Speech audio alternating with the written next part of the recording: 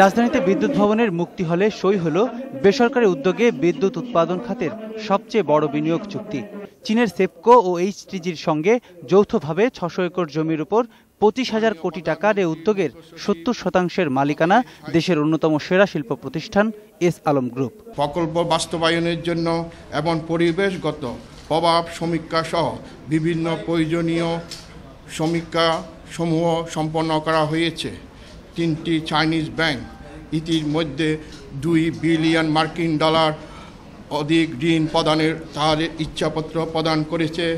এছাড়া আরও 2টি ব্যাংক ঋণ প্রদানে তাদের আগ্রহ প্রকাশ করেছে। ব্যাংক এমন চায়না শিয়সারের সাথে ঋণ চুক্তি ও ঋণের ইন্স্যুরেন্স বিষয়ে আলোচনা চলছে। আশা করা যায় আগামী 4 মাস থেকে 6 মাসের মধ্যে ঋণ চুক্তি সম্পন্ন করা হবে। এটা নভেম্বর 2019 তারিখের মধ্যে এখান থেকে ন্যাশনাল গ্রিডে বিদ্যুৎ যেতে হবে। বিনিয়োগ করা ২৫,০০০ কোটি টাকার মধ্যে ১৫,০০০ কোটি টাকার শেয়ার ও ঋণ মিলিয়ে দিচ্ছে চীনের দুটি প্রতিষ্ঠান।